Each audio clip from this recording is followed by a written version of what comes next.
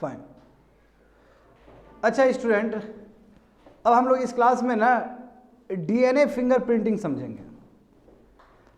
अब DNA fingerprinting से पहले हम लोग सीआईडी का वो एपिसोड समझते हैं जहाँ पे कुछ भी हो जाता था तो क्या बोलता था, फिंगरप्रिंट ले आओ, दया फिंगरप्रिंट ले आओ, ऐसे ऐसे करता था वो, याद है? ऐसे ऐसे करता था।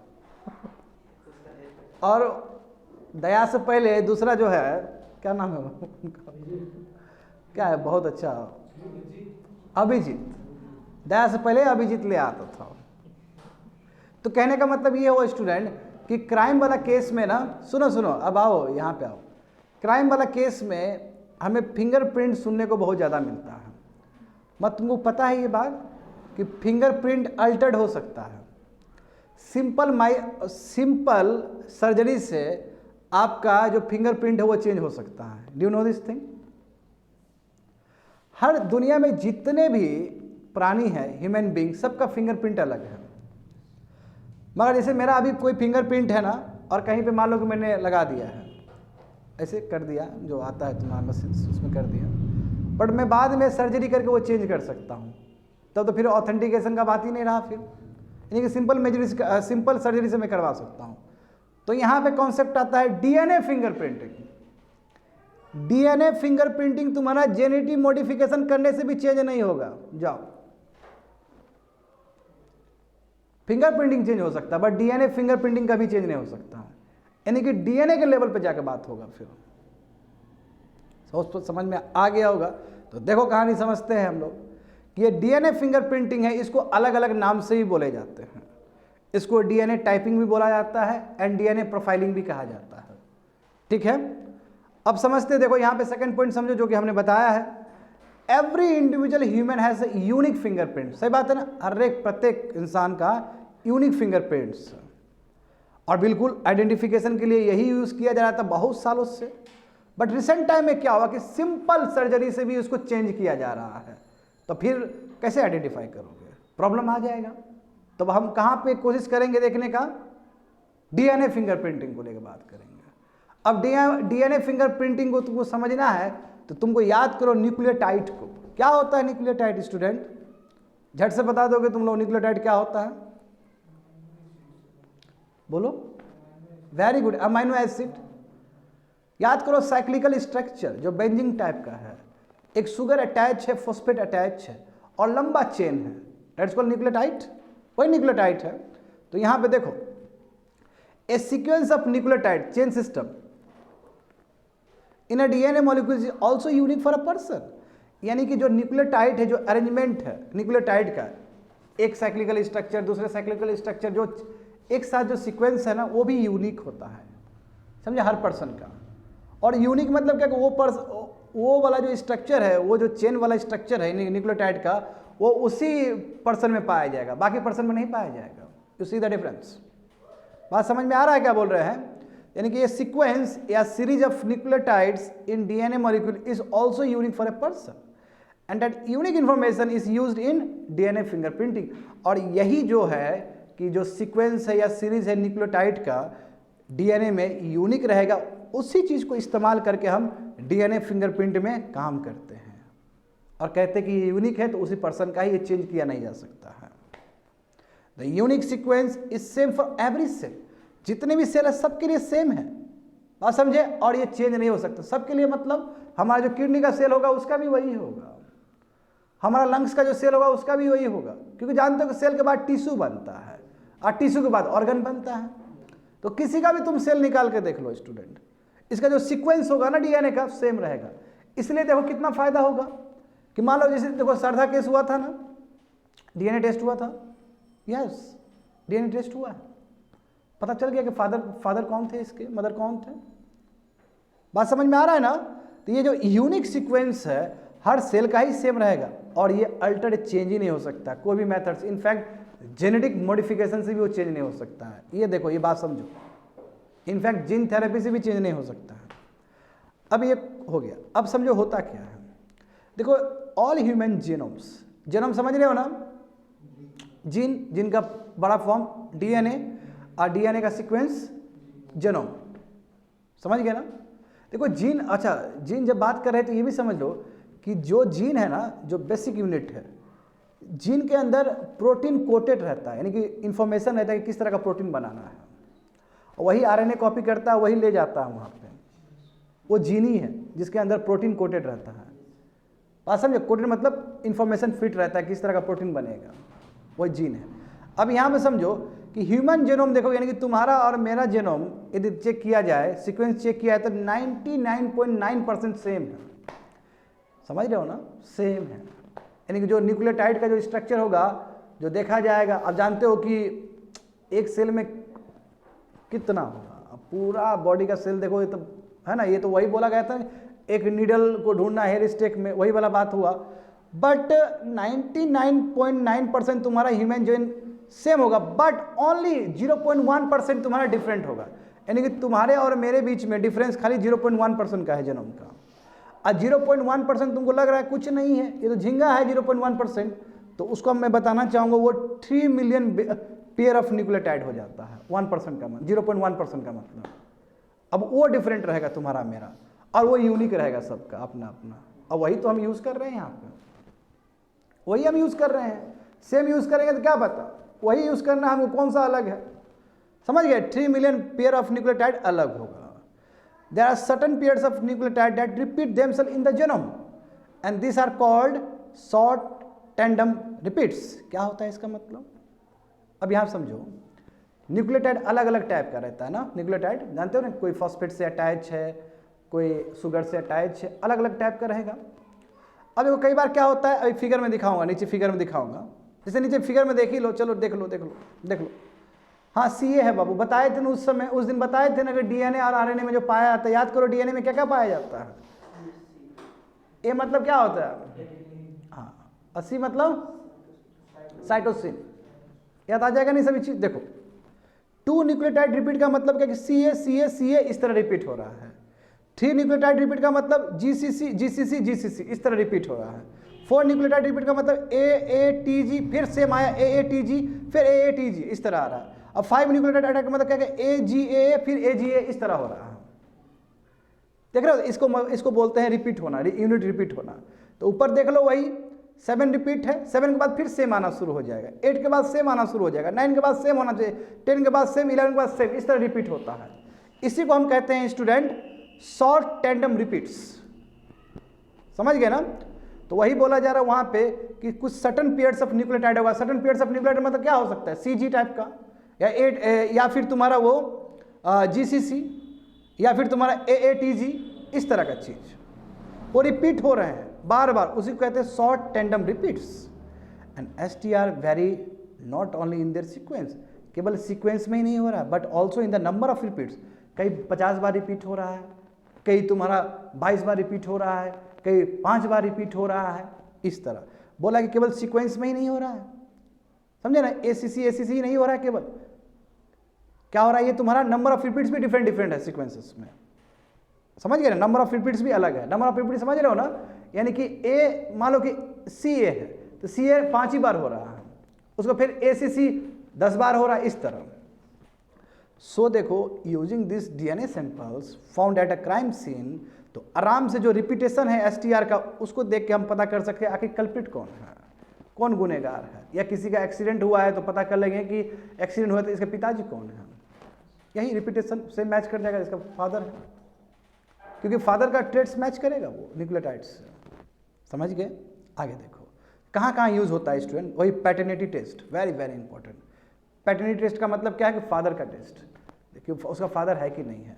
आगे देखो ये बताया गया है कि डीएनए फिंगरप्रिंटिंग यूज करते हैं हम लोग 4 केस में, और स्पेशली ये 3 केस में बहुत ज़्यादा यूज हो रहा होता है। एक तो फॉरेंसिक लैब, ये क्रिमिनल्स है या नहीं है टेस्ट करो, उसका पता करो, क्योंकि फिंगरप्रिंटिंग वहाँ पे मिलेगा ना, कोई अपराध करेगा तो वहाँ पे रहेगा। दूसरा कि पैटर्निटी चेक करने के लिए फादर इसके कौन है, जैसे श्रद्धा का केस हुआ था। तीसरा देखो कि टू आइडेंटिफाई डेड बॉडीज, कोई एक्सीडेंट हुआ मान लो, है ना, पता ही कोई क्लेम करने वाला है ही नहीं कि डेड बॉडी किसका है ये, तो उस समय भी पेरेंट्स का डीएनए से मैच कर लो या चिल्ड्रन का, तो पता चल जाएगा कौन है ये।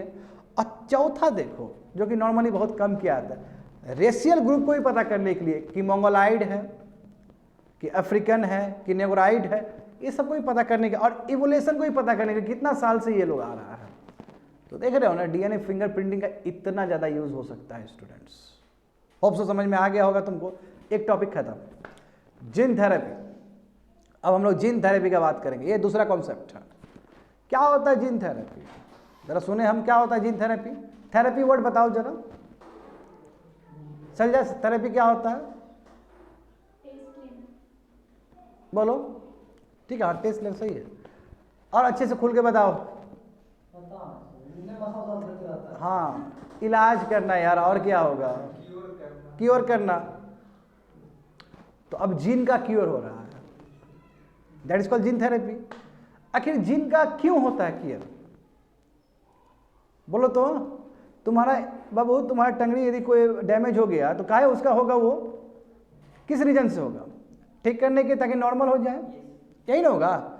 यदि मान लो जीन का काम क्या है, देखो इसलिए मैंने उस समय बोला है जीन का काम है प्रोटीन प्रोड्यूस करना, कि उसमें कोडेड है, इंफॉर्मेशन दिया है कि बाबू ये जीन बोलना, ये जीन में इंफॉर्मेशन फिट है कि कौन सा प्रोटीन रिलीज करना है, और वो प्रोटीन बहुत इंपॉर्टेंट है हमारे बॉडी के लिए।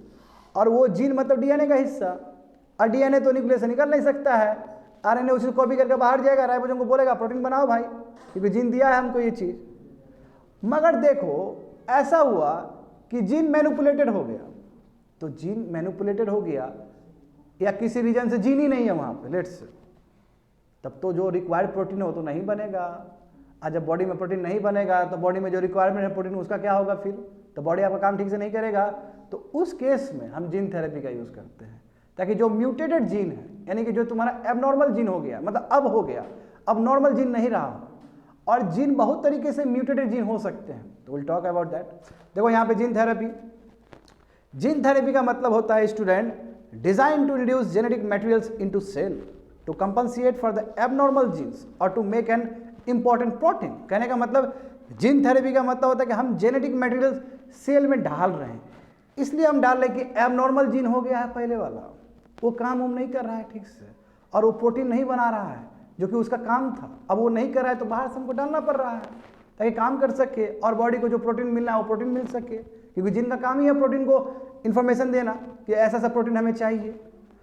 जो यदि मान लो if a mutated gene cause a necessary protein to be faulty और मिसिंग, यदि कोई मान लो कोई म्यूटेटेड जीन है, what does it mean. Mutated gene मतलब कई बार जीन ना केमिकल इरेडिएशन से, मान लो कि तुम्हारा लाइट हो गया, लाइट जानते हो ना, लाइट जैसे एक्सरे हो गया, एक्सरे हो गया, इस तरह का जो केमिकल लाइट सब है, उसकी वजह से कभी कभी जीन ना म्यूटेट हो जाता है, मेरे मतलब जीन खराब हो जाता है। एंड जीन कैसे खराब हो सकता है, बहुत तरीके से हो सकता है। इरेडिएशन दे दिए, यानी कि उसमें लाइट पास कर दिए, या यूवी रेज पास कर दिए, या तुम एक्सरे पास कर दिए, तो उस समय आपका जो नॉर्मल जीन था वो म्यूटेट कर गया, खराब हो गया। तो बोल रहा है कि देखो यदि आपका जीन म्यूटेटेड है जिसकी वजह से जो प्रोटीन जो बन रहा है वो फॉल्टी बन रहा है या फिर नहीं बन रहा है, तो उस समय जीन थेरेपी का काम क्या रहेगा कि able to introduce a normal copy of the gene, यानी कि अब नॉर्मल जीन कर दो, उसको म्यूटेटेड जीन को ठीक कर दो, और यहाँ पे जीन नहीं है, मिसिंग हो रहा है, तो एक नया जीन डाल दो ताकि प्रोटीन बन सके। लेकिन पूरा जीन पे ही काम हो रहा है, दो तरीके से काम हो रहा है, या तो जीन खराब है उसको ठीक करो, और यदि जीन एब्सेंट है तो जीन को नया इंट्रोड्यूस करो, दोनों ही चीज़ हो रहा है।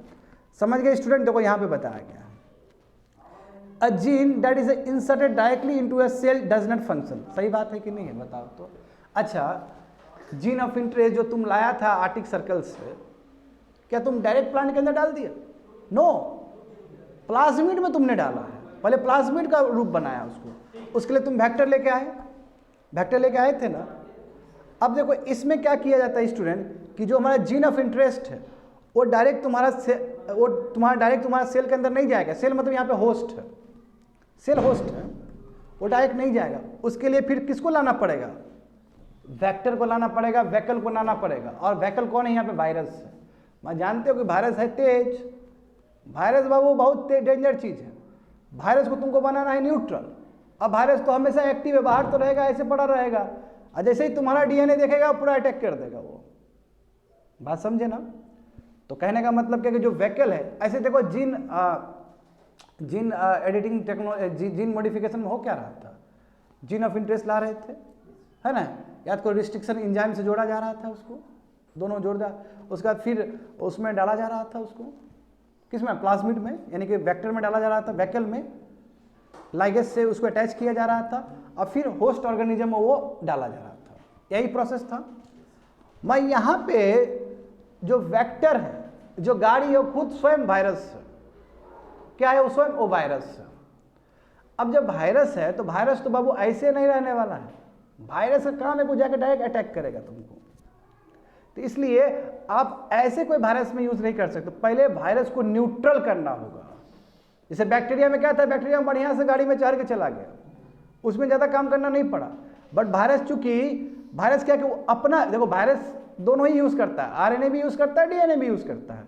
जो कोविड-19 वाला जो वायरस था वो आरएनए यूज़ कर रहा था, ये जान लेना। तो virus can use its RNA as well as DNA. Let say, अब देखो लेट से मैं डीएनए का बात करता हूँ, तो वायरस का अपना डीएनए है और तुम्हारे बॉडी में गया तो तुम्हारे डीएनए में वो पूरा सिकंजा लगा देगा वो, और फिर तुम्हारे डीएनए को अल्टर करना शुरू कर देगा। वायरस का ये कैपेबिलिटी है। तो अब तुम वायरस को तुम बनाना चाहता है वेक्टर, तुम व्हीकल बनाना चाहता है, उसके लिए तुमको क्या करना पड़ेगा, पहले इसको न्यूट्रल करना होगा ताकि ये ज़्यादा जाके यही खुद पार्टिसिपेट ना कर ले, क्योंकि उसको तो अभी गाड़ी बनाना है हमें। देखो वही चीज़ लिखा गया है स्टूडेंट, अच्छे से समझो कि सर्टन वायरसेस, पहले समझो a gene that is inserted directly into a cell does not function, काम नहीं करेगा। उसके लिए हमें वेक्टर चाहिए ताकि जीन ठीक से हम सेल में इंट्रोड्यूस कर सकें। उसके लिए हम वायरसेस को सेलेक्ट करते हैं एज ए वेक्टर के रूप में, ताकि वो बढ़िया से वो जीन उसको पहुंचा दे। बट खबरदार ध्यान रहे, वो जो वायरस होगा वो जेनेटिकली मॉडिफाइड होगा, अदरवाइज जानते हो, so that they don't cause any disease when they are used as a vector. जब वो वेक्टर के रूप में, व्हीकल के रूप में यूज हो रहा होगा तो उस समय अपना ही डीएनए अटैच न कर दे जाके वो, अदरवाइज फिर जान ले लेगा, फिर वो दूसरा जीन आएगा कहाँ से फिर। अब देखो यहाँ पे दो प्रोसेस, हाँ देखा, in vivo gene therapy, in vivo gene therapy और x Vivo gene therapy.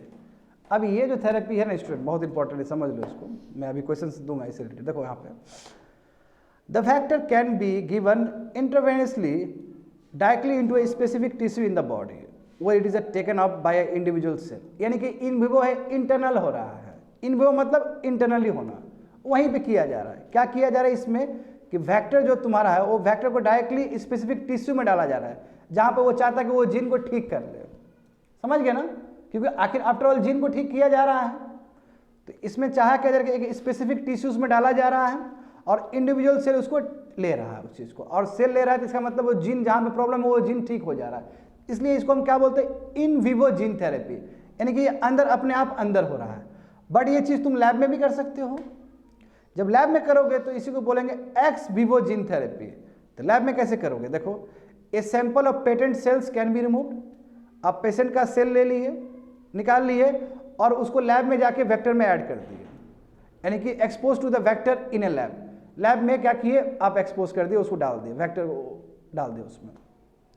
The cell containing the vector are then return to the patient. और जो वेक्टर तुम्हारा जो वायरस के रूप में यूज कर रहे हो उसमें डाल के तुम फिर से जाके डाल दिया। दोनों तरीके से कर रहे हो स्टूडेंट। एक क्या कर रहे हो तुम, एक डायरेक्टली तुम कर रहे हो, वेक्टर को डायरेक्टली डाल रहे हो, और एक तुम लैब में यूज कर, लैब तो दूर का चीज हुआ ना, आउटसाइड हुआ, इसलिए एक्स विवो जीन थेरेपी है ये। आगे देखो वही चीज दिखाया गया डायग्राम में, देख लेना तुम लोग। जीन थेरेपी देखो, इसका एडवांटेज और इसका कंसर्न देखते हैं। एडवांटेज क्या है, एडवांटेज समझो, gene therapy can cure genetic disease that have no other treatment. सही बात है ना, यानी कि जो फादर से बच्चे को गया है प्रॉब्लम, जो कि जेनेटिक प्रॉब्लम है, जिसको दूसरे तरीके से कभी सुलझाया नहीं जा सकता है, मगर यहाँ पे हमने क्या किया, जीन को ही चेंज कर दिया। जब जीन को चेंज कर दिए, जब हम जीन को चेंज कर दिए तो ये प्रॉब्लम ही खत्म हो गया। बात समझ में आ रहा है क्या बोल रहे हैं? यस। तो gene therapy can cure genetic diseases, जो कि दूसरे मेथड से कभी नहीं हो सकता है। जो फादर से ऑफ स्प्रिंग में आ रहा है, बच्चे में आ रहा है, वो भी चीज़ ठीक हो सकता है। देखो जीन थेरेपी से कैंसर ट्रीटमेंट भी हो सकता है स्टूडेंट, कैंसरस सेल भी खत्म हो सकता है, बहुत बड़ी बात है, मगर अभी ये सब नेशन स्टेज में है अभी, समझे। और तीसरा देखो, very very important, gene expression can be control. क्या होता है जीन एक्सप्रेशन? जीन एक्सप्रेशन का मतलब जीन किस लिए बना आता है? प्रोटीन बनाने के लिए, सही मात्रा में प्रोटीन बनाना, कब कब बनाना, वही जीन एक्सप्रेशन है। तो हम जीन एक्सप्रेशन कंट्रोल भी कर सकते हैं। कंट्रोल करने का मतलब क्या है कि जीन को इंस्ट्रक्शन कर सकते हैं, अब प्रोटीन बनाओ जल्दी, तुम टाइम आ गया है। तो सब तुम जीन एक्सप्रेशन, यानी कि कितना मात्रा में जीन बनाना है, कितना मात्रा में प्रोटीन बनाना है, कब कब बनाना है, ये सब चीज़ हम कंट्रोल कर सकते हैं with the help of gene therapy. मैं इश्यूज है, अभी जस्ट मैंने बोला है तुम लोग को, ये जो वेक्टर तुम बना रहा है, वायरस ले रहा है, तो वायरस तो बहुत डेडली चीज़ है ना, इसलिए मैं बार बार बोल रहा था वायरस। यदि मान लो कि तुमने जेनेटिकली मॉडिफिकेशन ठीक से नहीं किया वायरस का, जो वेक्टर को यूज़ कर रहे हो, वो तो जाकर खा जाएगा ना फिर अंदर। तो देखो immune response to viral vector foreign gene, उसका क्या, जो बाहर से आप ला रहे हो, एक खुद आपका खुद वायरस आ रहा है एज अ वेक्टर के रूप में, क्या भरोसा वो आपके डीएनए में अटैच हो जाए तो प्रॉब्लम हो सकता है, जीन थेरेपी नहीं होगा, दूसरा जीन खराब हो जाएगा। दूसरा देखो न्यूली इंट्रोड्यूस्ड जीन, जो नया आप जीन लाना चाह रहे हो सकता है कि आपका जो फंक्शन करने वाला जीन हो, यानी कि newly introduced gene can disrupt important functioning gene, जो अच्छा काम कर रहा है आपका जीन, हो सकता है उसी को अटैक कर दे और उससे आपको कैंसर हो जाए। ऐसा हुआ है, तुम पता है ये सब हुआ है, अभी हुआ है ये सब चीज़। वायरल बैक्टीरिया की वजह से कभी कभी लुकीमिया भी हो जाता है। लुकीमिया समझते हो, ब्लड कैंसर हो जाता है। ये देखो नॉर्मल ब्लड ऐसा हो जाएगा, लुकीमिया, नीचे डायग्राम देखो, ल्यूकेमिया देख रहे हो ना, ये ब्लड कैंसर हो सकता है। एंड हाँ, at the same time multi organ failure होने का भी चांस रहता है। बात समझे, इतना कुछ है स्टूडेंट, इतना कुछ है इसके अंदर हो सकता है। और जितना भी मैं तुम लोग को बोल रहा हूँ ना, ये एक्चुअली इश्यूज जितना भी है तुम्हारा फर्स्ट, सेकेंड, थर्ड, फोर्थ, ये देखा गया है माइस में। कुछ साल पहले एक्सपेरिमेंट हुआ था, जानते हो ना, ह्यूमन बींग से करने से पहले माइस में किया जाता है चेक करने के लिए, क्योंकि हमारा जो एनाटॉमी है और माइस का जो एनाटॉमी है दोनों का सिमिलर है। जैसे हम बिहेव करेंगे कोई मेडिसिन को खा के, सेम बिहेवियर तुम्हारा उसमें भी होता है। इसलिए सबसे पहला एक्सपेरिमेंट माइस में ही होता है, क्योंकि ह्यूमन बींग और उसका एनाटॉमी सेम है। और ये जितना भी देखते हो कि प्रॉब्लम जो कंसर्न्स है, ये प्रॉब्लम माइस में भी हुआ था, इसलिए हम कह रहे हैं कि इस तरह का इशू हो सकता है ह्यूमन बींग में भी। अब तो समझ में आ गया होगा तुम लोग को। आगे देखो करंट स्टेटस देखो, क्या कहाँ तक पहुँचा है। ये अभी स्टिल तुम्हारा डेवलपमेंटल स्टेज में है, जैसे कि मैंने कहा कि नेशन स्टेज में है, अभी फुलेस्ट पोटेंशियल में नहीं हुआ है, अभी हो रहा है, इस पर शोध हो रहा है, अभी काम हो रहा है इस पर। हाँ, बहुत सारे पेशेंट्स को अभी तक ट्रीट किया गया है, मगर लॉन्ग टर्म सक्सेस अभी तक पता नहीं चला है, क्योंकि जस्ट अभी हुआ है। लॉन्ग टर्म बाद में देखा जाएगा, फिर आंकड़ा लेके देखा जाएगा। The future success of gene therapy also depends on the advancement in other field, यानी कि जितना नैनो टेक्नोलॉजी, जितना बायोटेक्नोलॉजी वो बढ़ेगा, तब जाके ये भी बढ़ेगा। यानी कि बाकी जितने भी एसोसिएटेड है चीज़, वो बढ़ेगा तभी इस पर भी असर पड़ेगा। यानी कि जीन थेरेपी को आगे बढ़ाना है तो आपको पहले नए टेक्नोलॉजी में शोध करना होगा। कहने का मतलब ये हुआ, जैसे देखो ना स्टूडेंट, मोबाइल फ़ोन तुमको बेस्ट बनाना है तो सेमीकंडक्टर में आगे काम करना होगा ना, सिमिलर। तो मैंने ख़त्म कर दिया ये चीज़। अब लास्ट चीज़ है, देखो लास्ट ही वर्ड है फार्माकोजेनोमिक्स। सुना है ये? नहीं सुने हो? फार्मा मतलब क्या होता है? मेडिसिन। और जेनोमिक्स मतलब क्या होता है? जीन। दोनों को मिला दो, हो गया। देखो अभी कहने का मतलब क्या है, सुनो, सिंपल है। देखो अभी हम तो आलोक को बोले हैं कि बाबू जाओ निसी प्लस लेके आओ, तो ये जाएगा, निसी प्लस लाएगा, 2 ठो अपना भी रख लेगा, 3 ठो हमको भी दे देगा। ठीक है सर, हमारा भी सर दर्द है, बोले नहीं थे, हम भी खाएंगे। ये भी खा लेगा, हम भी खा लेंगे। तो कैन यू बिलीव इट, एक दवाई सबको जा रहा है। मैं ऐसा बॉडी नहीं है हमारा, हर इंसान का बॉडी डिफरेंट है। जो कहते हैं ना सो कॉल्ड खतरा, बहुत डेंजर वाला दवाई, जो ही नहीं कि वो हर शरीर में डेंजर वाला दवाई हो। जैसे कई दवाई हम लोग खाते हैं तो सूट करता है, और कई दवाई खाते तो सूट ही नहीं करता, बट दूसरे आदमी को सूट कर रहा होता है ना ऐसा। तो बिल्कुल इसी जो प्रॉब्लम है हमारा, जो अभी का जो सिस्टम है, वन साइज फिट्स ऑल, यानी कि एक दवाई जो सबके लिए फिट हो जाता है, ये कॉन्सेप्ट से दूर भागना चाह रहे हैं। कैसे? फार्माकोजेनोमिक्स से। तो आप समझो ये चीज़ को, ये स्टडी है कि कैसे हमारा जीन, यानी कि कैसे हमारा बॉडी रिस्पॉन्स करता है जब हम ड्रग्स लेते हैं, तो दवाई लेते हैं। तो जैसे एग्जांपल इसी का देखो, अभी सिट्टू का देखो। अब सिट्टू का क्या है, बहुत सेंसिटिव है इसका नोज, सही बात है ना, बट बाकी के लोग का नहीं है। नो मैं एग्जांपल दे रहा हूँ। हाँ, कई लोग का डस्ट से बहुत सेंसिटिव होता है। बचपन में हम देखते थे कि हमारे दोस्त लोग ना ऐसे करके रुमाल लेके नाक में बांध के जा रहा था, और हम लोग सुनते हुए जा रहे थे। ऐसा क्या बात, अभी पता चलता कि नो गलत कर रहे थे, मगर सेंसिटिव वाला चीज़ है ना बॉडी। तो सब आदमी पे अलग अलग रिएक्शन हो रहा है। बिल्कुल वही चीज़ है कि स्टडी है कि कैसे हमारा जीन, कैसे हमारा बॉडी ड्रग्स को क्या करता है, रिस्पॉन्स करता है। एंड वी नो डैट हर आदमी अलग अलग तरीके से ड्रग्स को रिस्पॉन्स कर रहा होता है।